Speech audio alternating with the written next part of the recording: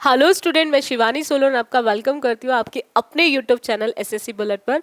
आज बच्चों हम इसके अंदर फिलर्स करने वाले हैं। सेशन के अंदर फिलर्स बहुत ही इंपॉर्टेंट क्वेश्चन होते हैं, हर एग्जाम्स के अंदर आते हैं, बट ये स्पेशली सेशन एमटीएस के लिए है क्योंकि एमटीएस के एग्जाम आने ही जस्ट वाला है, तो इसीलिए उन्हीं के स्पेशली ये सेशन बनाया गया है। उन्हीं बच्चों की डिमांड पे सेशन को मैं लेकर आई हूँ फिलर्स पे। बच्चों इसके अंदर हम करेंगे फिलर्स को, लेकिन मैं सेशन को डिटेल एक्सप्लेनेशन के साथ आपको मतलब सेशन दूंगी। मैं आपको हर एक क्वेश्चन को डिटेल में समझाऊंगी कि अगर कोई भी हम ऑप्शन टिक करने जा रहे हैं या कर रहे हैं तो क्यों टिक कर रहे हैं, क्योंकि एग्जैक्ट रीजन अगर आपको पता चल जाएगा तो आप अपने आप समझ जाओगे। आप कभी भी एग्जाम में चीज़ों को गलत ना करें, इसीलिए मैं आपको बहुत डिटेल में चीज़ों को समझाने वाली हूँ।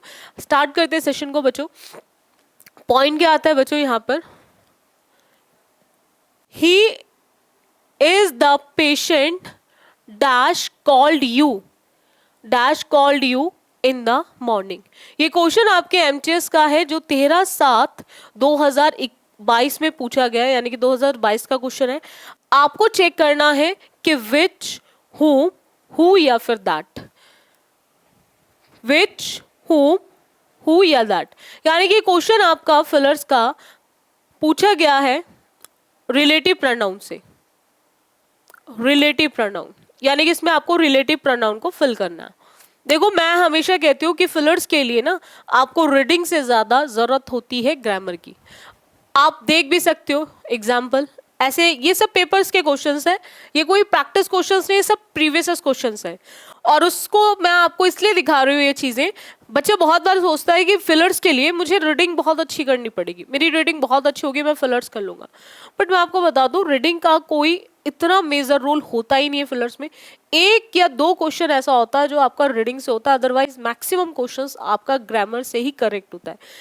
सेम क्लोज टेस्ट के भी अंदर होता है, ठीक है। अब आपको अगर रिलेटिव प्रोनाउन पता है तो आप इसमें से टिक कर सकते हो, रिलेटिव प्रोनाउन नहीं पता तो वो गैस वर्क तो कर लोगे, but her bar gas work आपका सही हो ऐसा जरूरी नहीं है। लेकिन ग्रामर पता है तो आप इजिली कर लोगे। स्टार्ट करते हैं फोर्थ ऑप्शन से। दैट का यूज होता है सुपरलेटिव डिग्री फॉर्म में, ठीक है। सुपरलेटिव का मतलब होता है कि जब हम दो से ज्यादा की बात करते हैं, दो से ज्यादा के बीच में कंपैरिजन करते हैं, तो वहां पर हम मोस्ट का भी यूज करते हैं जिनका हमारा ग्रेडेबल नहीं बन पाता, यानी कि जिसमें हम ईएसटी और एसटी ऐड नहीं कर पाते। और एक वो केस होता है जिसमें हम ईएसटी ऐड करते थे, जैसे वाइज से वाइजर फिर वाइजेस्ट, ठीक है, ब्रेव से ब्रेवर और ब्रेवेस्ट। और एक वो केस होता है जिसमें हम ईएसटी और एसटी ऐड नहीं कर सकते, जैसे वाइजेस्ट नहीं बोले तो उसमें मोर का यूज करें, मोर ऑनेस्ट, ठीक है, मोस्ट इंटेलिजेंट, मोस्ट ऑनेस्ट। यानी कि इस चीज को आप समझ लो, एक बार मैं आपको समझा देती हूँ पॉइंट क्या है। देखो बच्चों डिग्रीज होती हैं हमारी तीन, एक पॉजिटिव डिग्री होती है,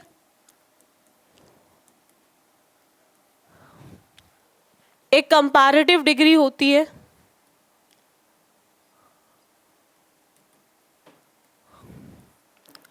और एक सुपरलेटिव डिग्री होती है।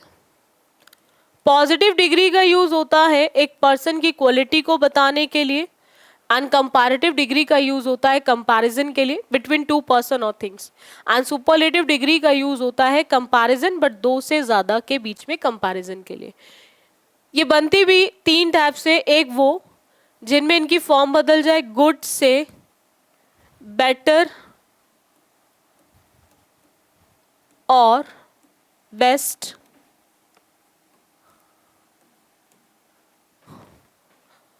वाइज से वाइजर,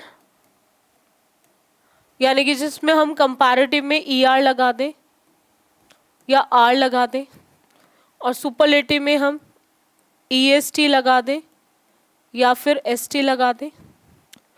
वाइज से वाइजर और वाइजेस्ट। और एक वो केस जिसमें हम कंपैरेटिव में मोर लगा देते हैं, मोर ऑनेस्ट,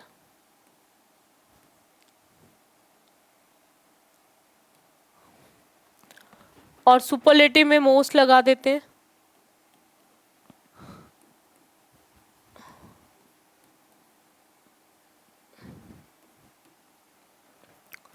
मोर ऑनेस्ट और मोस्ट ऑनेस्ट, तो दैट का यूज सुपरलेटिव फॉर्म में होता है, वाइजेस्ट मिले आपको, बेस्ट मिले, या फिर मोस्ट ऑनेस्ट मिले तो लगेगा, या फिर कुछ फिक्स्ड वर्ड्स होते हैं like all, the same, the few, the only, everything, nothing, तो आप यूज करते हैं दैट। विच का यूज होता है आपके सब्जेक्टिव केस में भी, जब भी आपका एनिमल सब्जेक्टिव हो या फिर कोई थिंग का सब्जेक्टिव हो तो विच का यूज होता है। दूसरा, विच का यूज पॉसेसिव फॉर्म में भी होता है, जब नॉन लिविंग का पोजीशन बताना हो तो वहां पे भी विच आता है। हुम का यूज होता है बच्चों जब भी आप ऑब्जेक्टिव पर्सन की बात करें, जब भी पर्सन का ऑब्जेक्टिव केस होगा तो आप यूज करते हैं हुम को, आप यूज करते हैं हुम को जब भी पर्सन का ऑब्जेक्टिव केस होगा। लेकिन हु का यूज हम वहां करेंगे जब भी आपका पर्सन, बट कैसा केस होगा, सब्जेक्टिव। अब देखो बच्चों यहां पर कोल्ड हमारी क्या है, वर्ब, और हम जानते हैं कि वर्ब से पहले कौन सा केस आता है, सब्जेक्ट। भाई वर्ब से पहले क्या आता है, सब्जेक्ट आता है। तो इनमें से हम बात कर रहे हैं पर्सन की, तो सब्जेक्ट का काम कौन करेगा, हु। सब्जेक्ट का काम बच्चों कौन करेगा, हु।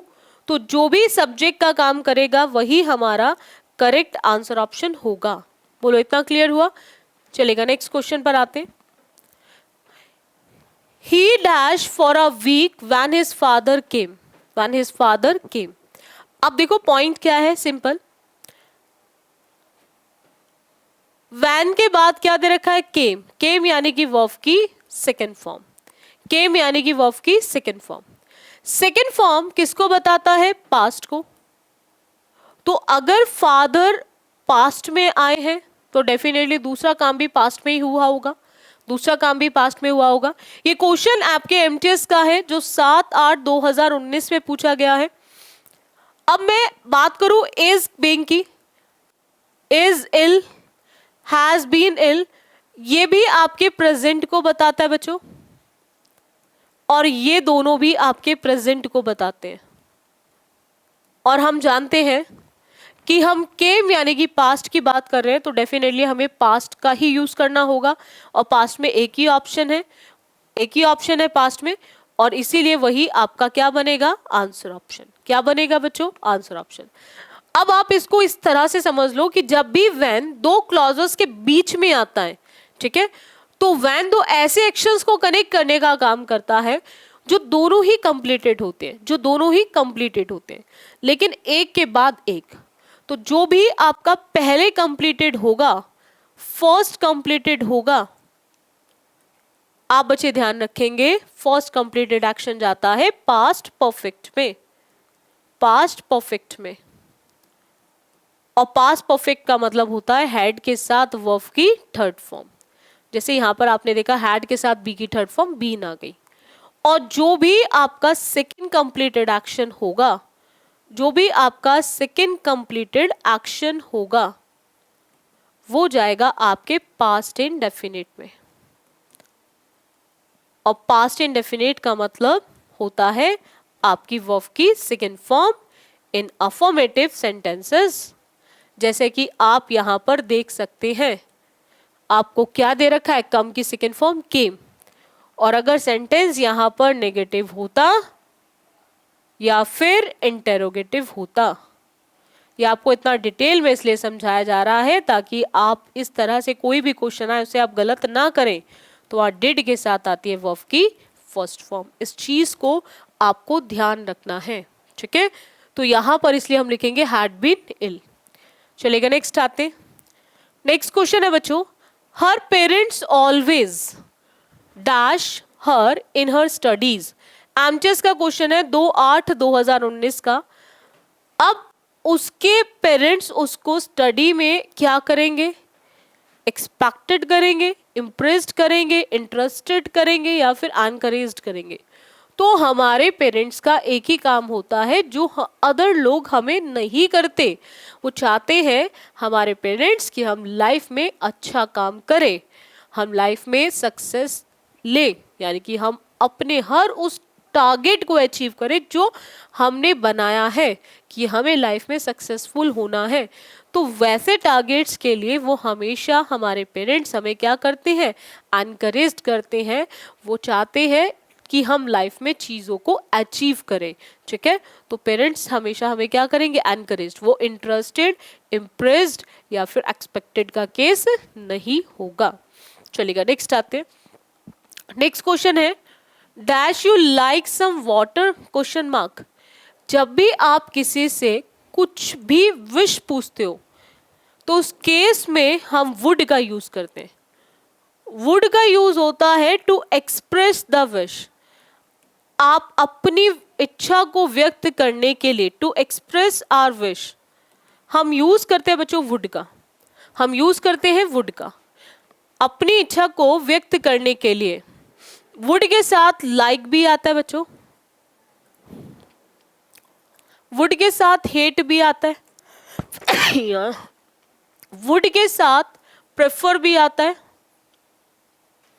और वुड के साथ आपने बहुत बार लव भी देखा होगा। जब भी आप अपनी इच्छा को व्यक्त कर रहे होते हैं तो उस केस में आप वुड का यूज करते हैं। लाइक, लव, हेट, प्रेफर, इन सब के साथ वुड का यूज होता है। तो यहाँ पर हम बात कर रहे हैं लाइक सम वाटर, यानी कि उसकी इच्छा पूछी जा रही है, तो उस केस में हम डू, शैल और कैन का यूज नहीं करते। हम यहाँ पर आंसर ऑप्शन क्या टिक करेंगे बच्चों, सेकेंड, दैट इज वुड। ये क्वेश्चन भी आपके एमटीएस का है जो 2/8/2019 में पूछा गया क्वेश्चन है। चलिए नेक्स्ट क्वेश्चन पर आते हैं।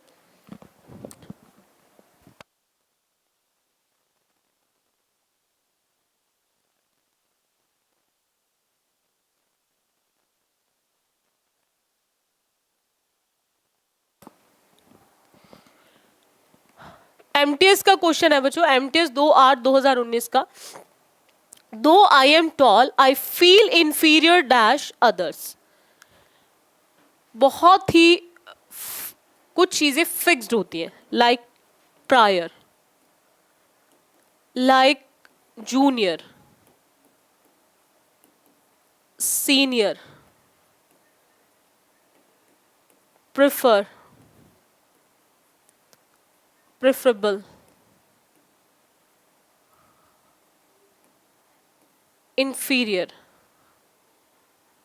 आपको ध्यान रखना है जब भी ये वर्ड्स यूज होंगे तो ये अपने साथ, ये स्पॉट द एरर में भी इससे बहुत क्वेश्चन आते हैं। आप एमटीएस दो, आप सीएचएसएल दो, आप सीपीओ दो, आप स्टानो दो, सीजीएल दो, कोई भी एग्जाम दो, इस पे क्वेश्चंस आपके इंप्रूवमेंट में भी बहुत आते हैं, आपके स्पॉट द एरर में भी बहुत आते हैं।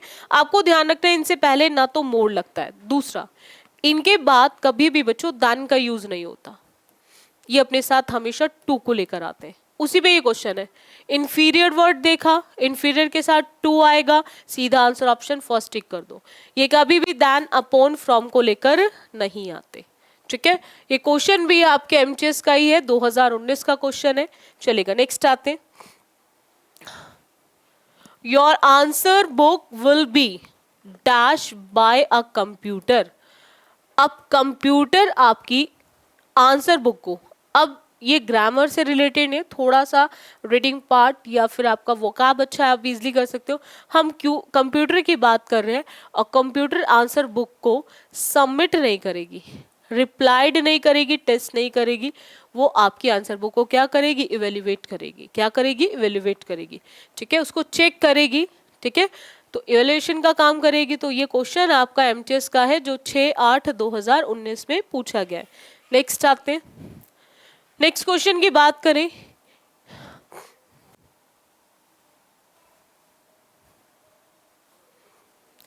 he is addicted to alcohol and exerts a bad influence dash his family। अब आपको चेक करना है कि ये क्वेश्चन में आप फॉर को टिक करेंगे, आप ऑन को टिक करेंगे, अबाउट को करेंगे या फिर इनको करेंगे। ठीक है, तो आप देखो जब भी इन्फ्लुएंस की बात करते हो तो इन्फ्लुएंस के साथ एक फिक्स्ड प्रीपोजिशन से क्वेश्चन है, इन्फ्लुएंस्ड के साथ हमेशा ऑन का यूज होगा। जब भी आप इन्फ्लुएंस की बात करेंगे बच्चों तो उसके साथ आप ऑन का यूज करेंगे। आप फॉर, अबाउट या फिर इनका यूज नहीं करेंगे। ये क्वेश्चन आपके एमटीएस का है जो 6/8/2019 में पूछा गया है। तो जब भी इन्फ्लुएंस आता है तो अपने साथ ऑन को लेकर आता है। चलेगा, नेक्स्ट आते हैं। Raja dash the house before Hari got there. ये क्वेश्चन एमटीएस का है जो 6/8/2019 में पूछा गया है। आपको चेक करना है, यहाँ पे लेफ्ट आएगा, हैड लेफ्ट आएगा, विल लीव आएगा या लीव्स आएगा। लीव होता है किसी चीज को छोड़ना, जिसकी सेकंड और थर्ड फॉर्म होती है लेफ्ट। सेकंड फॉर्म भी और थर्ड फॉर्म भी। लीव की सेकंड एंड थर्ड फॉर्म होती है लेफ्ट। आप देखो, एक चीज ध्यान रखो, ये क्वेश्चन के लिए आपको ग्रामर की नॉलेज होना जरूरी है। यहां पर दे रखा है बिफोर। अब मैं आपको एक पॉइंट समझाती हूँ बच्चों, वो क्या है।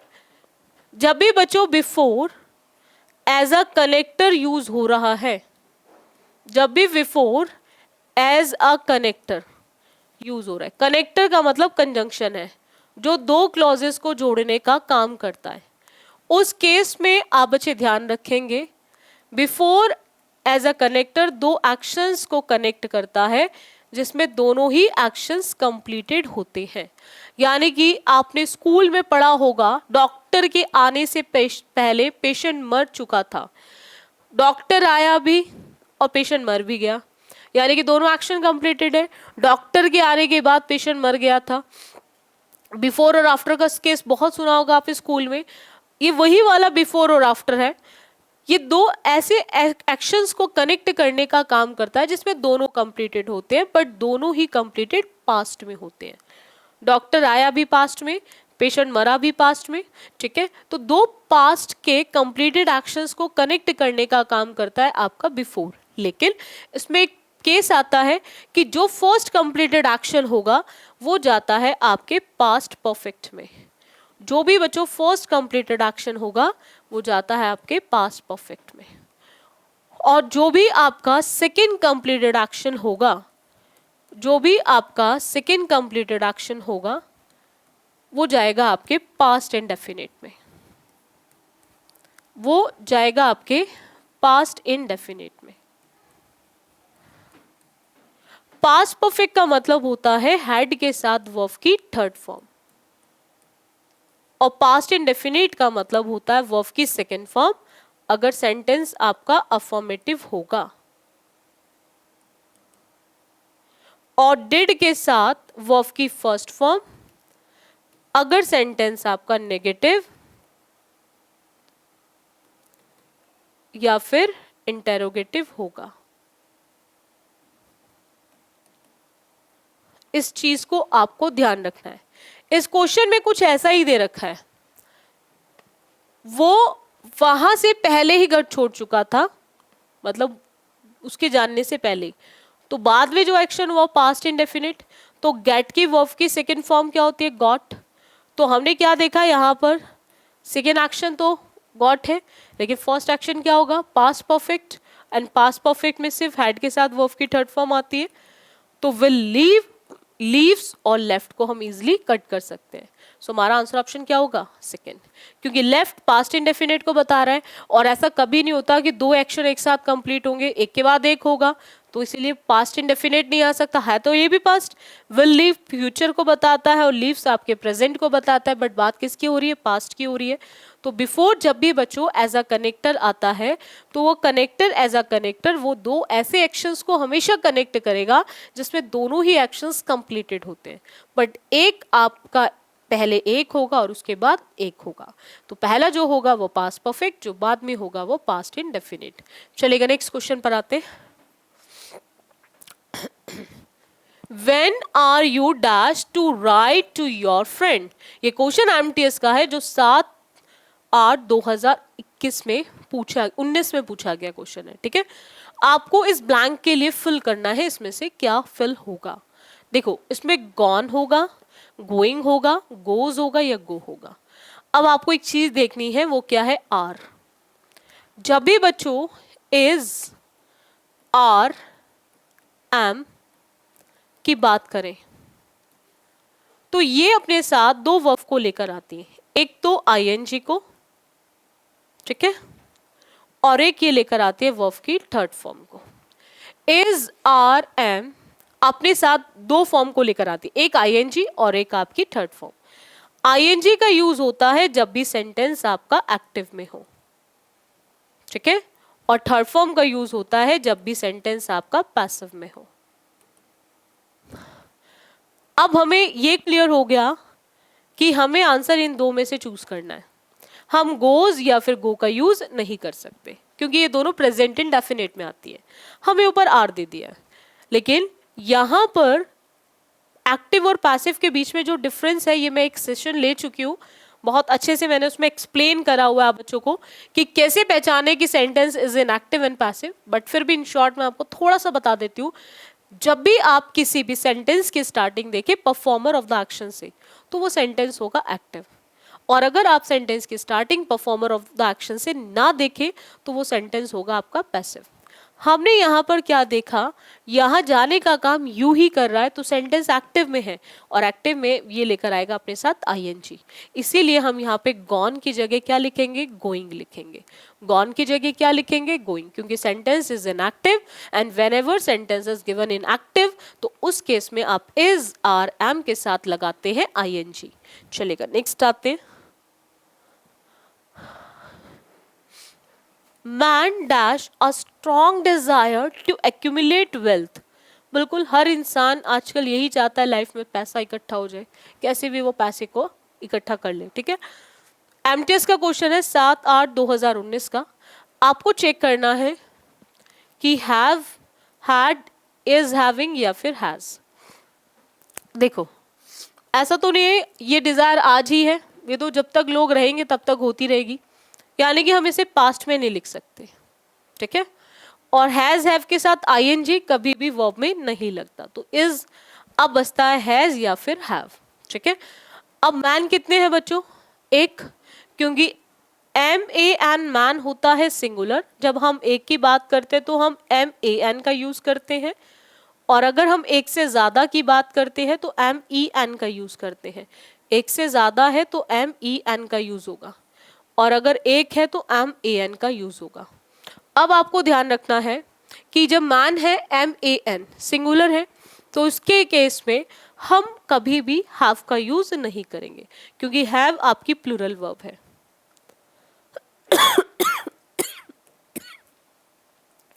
हैज सिंगुलर वर्ब है, और मैन कैसा सब्जेक्ट है, सिंगुलर, तो प्रेजेंट में सिंगुलर के साथ वर्ब भी सिंगुलर आएगी, इसलिए हैज का यूज होगा, हम हैव का यूज नहीं करेंगे। इतना क्लियर हुआ पॉइंट। आई होप आपको हर एक पॉइंट क्लियर हो रहा होगा। जैसा मैं आपको हमेशा बोलती हूँ, भाई हर पॉइंट लिख लिया करो, जो भी आपको समझाया जाता है उसे लिखते रहा करो, साथ के साथ नोट्स बनाओ। जितने आप नोट्स बनाओगे अच्छे से, उतना आपको रिवीजन, जो एक क्विक रिवीजन करना है बिफोर एग्जाम, उसके अंदर वो आपको हेल्प करेगा। और बहुत ज़रूरी होती है नोट्स बनाने की, हमें बहुत ज़रूरत होती है। ये आप फील करोगे जब एग्ज़ाम से पहले आपको रिवीजन करते हुए आप इस चीज़ को फील करोगे कि मैम आपको सही सजेशन देती थी या नहीं। मैं आपको एक भी गलत बात नहीं बताती, मैं आपको हमेशा कहती हूँ कि हमेशा अच्छे से नोट्स बनाओ, प्रॉपर तरीके से बनाओ, और जितना आप नोट्स बना के चलोगे उतना आपको हेल्प मिलेगी एग्जाम में। चलेगा, नेक्स्ट आते हैं। She return the book after she dash it. ये क्वेश्चन आपका एमटीएस का है जो 7/8/2019 में पूछा गया है। आफ्टर, अगेन सब्जेक्ट के बाद वर्ब। अगेन मैं आपको बताऊं, बिफोर की तरह आफ्टर भी एज अ कनेक्टर यूज होता है, और ये भी दो ऐसे एक्शंस को कनेक्ट करने का काम करता है बच्चों। आफ्टर भी दो ऐसे एक्शंस को जोड़ने का काम करता है जिसमें दोनों कंप्लीटेड होते हैं, बट दोनों कंप्लीटेड एक साथ नहीं होते, एक के बाद एक होता है। तो आफ्टर के केस में भी जो भी फर्स्ट कंप्लीटेड एक्शन होगा, जो भी फर्स्ट कंप्लीटेड एक्शन होगा वो जाएगा आपके पास्ट परफेक्ट में। जो भी फर्स्ट कंप्लीटेड एक्शन होगा वो जाएगा आपके पास्ट परफेक्ट में, यानी कि पास्ट परफेक्ट अगेन हैड के साथ वर्ब की थर्ड फॉर्म। और जो भी आपका सेकेंड कंप्लीटेड एक्शन होगा, जो भी आपका सेकेंड कंप्लीटेड एक्शन होगा वो जाएगा आपके पास्ट इंडेफिनिट में। जो भी आपका सेकेंड कंप्लीटेड एक्शन होगा वो जाएगा आपके पास्ट इंडेफिनिट में। और पास्ट इंडेफिनिट का मतलब होता है वर्ब की सेकेंड फॉर्म। जब सेंटेंस आपका अफर्मेटिव होगा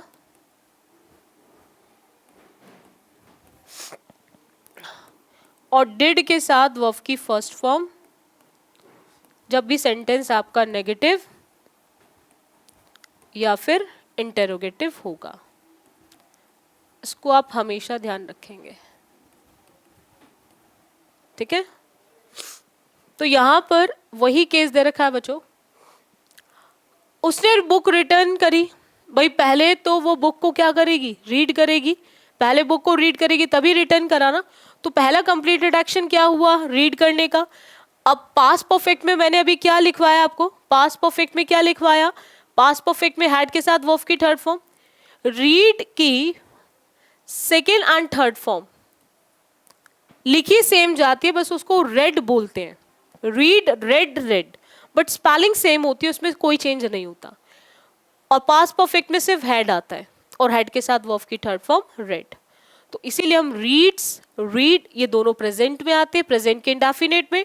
और वॉज रीड तो होगा ही नहीं, क्योंकि मैंने बताया है आपको कि वॉज वर्ग के साथ या तो आईएनजी आएगा एक्टिव हो, या फिर थर्ड फॉर्म आएगी या पैसिव हो, लेकिन वॉज वर्ग के साथ फर्स्ट फॉर्म कभी भी नहीं आती, एस और एस कभी नहीं आता, सेकेंड फॉर्म कभी यूज नहीं होती, ठीक है। So easily we can easily eliminate remaining 3 options. तो हमारा आंसर ऑप्शन हो जाएगा थर्ड। इतना क्लियर हुआ बच्चों? आई होप आपको हर एक पॉइंट क्लियर होता जा रहा होगा, और होना भी चाहिए। आपको मैं इसीलिए इतना डिटेल में समझाती हूँ बच्चों, ताकि आपके पास डाउट की कोई गुंजाइश ना बचे। देखो जितना आप चीज़ों को करोगे, जितना आप प्रैक्टिस करोगे, देखो प्रैक्टिस बहुत ज़रूरी है बच्चों करना, क्योंकि जितनी प्रैक्टिस करोगे उतना आपका ये सेशन जो है स्ट्रांग होता जाएगा, और स्ट्रांग होना बहुत ज़रूरी है, ठीक है। चलिए नेक्स्ट आते हैं। Akbar had a dash than Babur. अब देखो ये एमटीएस का क्वेश्चन है जो 7-8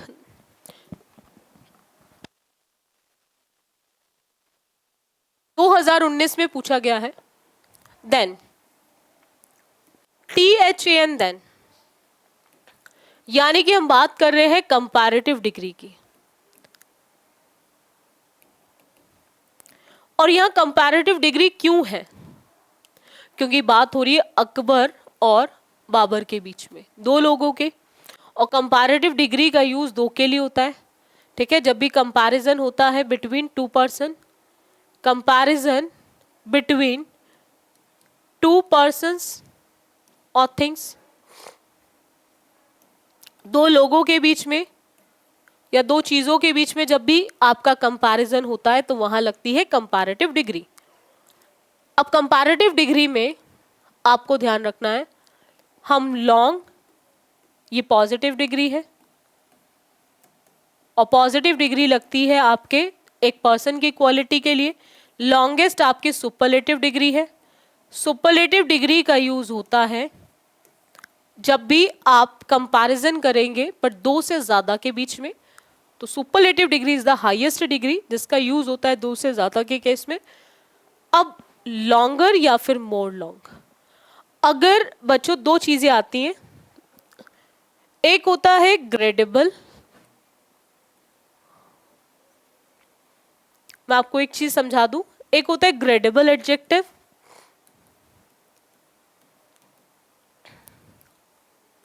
और एक होता है आपका नॉन ग्रेडेबल एडजेक्टिव।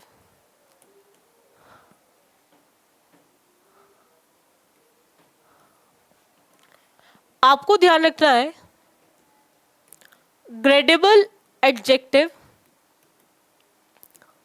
वो होता है जिसमें हम ER और R, EST और ST ऐड कर दें। और नॉन ग्रेडेबल वो होता है जिसमें हम ER और R, EST और ST को ऐड नहीं कर सकते, जैसे मोर और मोस्ट। ये तब बनेगा जब ये नहीं बनेगा, यानी कि हम नॉन ग्रेडेबल को तब बनाते जब उसका ग्रेडेबल नहीं बन सकता। लेकिन यहाँ लॉन्गर बन सकता है ग्रेडेबल, कंपैरेटिव है भाई, लॉन्गर कंपैरेटिव है ना, और दो लोगों की बात कर रहे हैं तो कंपैरेटिव डिग्री आएगी। तो वहां पर जब कंपैरेटिव आएगी और उसका ग्रेडेबल बन सकता है तो हम उसका नॉन ग्रेडेबल नहीं बनाएंगे। तो इसीलिए हम लिखेंगे लॉन्गर, हम मोर लॉन्ग का यूज नहीं करेंगे। इतना क्लियर हुआ पॉइंट? क्योंकि मोर का यूज कंपैरेटिव के लिए होता है, लेकिन वहां होगा जब ग्रेडेबल नहीं बन सकता। अगर ग्रेडेबल बन सकता है, जैसे इंटेलिजेंट का ग्रेडेबल नहीं बन सकता, तो वहां हमें मोर लगाना है। हम इंटेलिजेंट के अलावा ऑनेस्ट का हम नहीं बना सकते, ब्यूटीफुल का नहीं बना सकते, हम ER और R नहीं लगा सकते, तो हम वहां पे मोर का यूज करते हैं, उसका नॉन ग्रेडेबल बनाते हैं। ठीक है, तो इस चीज को आप थोड़ा सा ध्यान रखेंगे। जिनका ग्रेडेबल बन सकता है उनका ग्रेडेबल बनाएंगे, और जिनका ग्रेडेबल नहीं बन सकता उसका नॉन ग्रेडेबल बनाएंगे। आई होप आपको हर एक पॉइंट क्लियर हुआ होगा। देखो बच्चों, जिन बच्चों ने सबसे पहले पॉइंट जो आपको हमेशा बोलती, जिन बच्चों ने अभी तक SSC बुलेट चैनल को सब्सक्राइब नहीं किया है, ठीक है, आज मेरी थोड़ा सा तबीयत खराब है, तो वो सबसे पहले तो SSC बुलेट चैनल को सब्सक्राइब कर लें। ठीक है, दूसरा, ताकि आप बच्चों तक हर सेशन पहुंच सके, कोई भी सेशन आपका मिस ना हो, क्योंकि बैक टू बैक एग्जाम है इस साल, तो लग के तैयारी करनी है, तो हर चीज़ आपको क्लियर होनी चाहिए।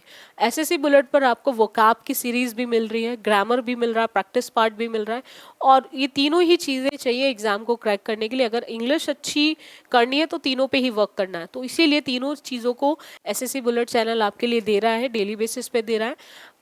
आपकी कल से लाइव सेशन भी स्टार्ट हो जाएगा। ठीक है, लाइव सेशन भी स्टार्ट हो रहा है, तो उसे भी अटेंड करो, 4 से 5 का रहेगा, उसे भी अटेंड करो। आप बच्चे डेली बेसिस पे लाइव सेशन अटेंड किया करो 4 से 5 शाम में। ठीक है, दूसरा, जिन बच्चों को सेशन अच्छा लगता है वो वीडियो को लाइक भी कर लिया करो। ठीक है, आपको हर एक पॉइंट डिटेल में समझाया जाता है, तो अगर आपको वीडियो अच्छी लगती है तो उसको लाइक भी कर दिया करो, शेयर भी कर दिया करो, ताकि मैक्सिमम स्टूडेंट तक ये सेशन पहुंच सके। ठीक है, बाकी जो भी आपकी रिक्वायरमेंट होती है, मैं हमेशा बोलती हूँ, आप उसे कॉमेंट बॉक्स में कॉमेंट कर दिया करो, तो उसे देख लिया जाएगा, उसमें कोई इशू नहीं है। सो डेली बेसिस पे क्लासेस लेना मेरे साथ ऐसे बुलेट चैनल पे लेना ना भूलें। और आज के लिए इतना रखेंगे, बाकी करेंगे बच्चों नेक्स्ट सेशन में। So thank you student for this session.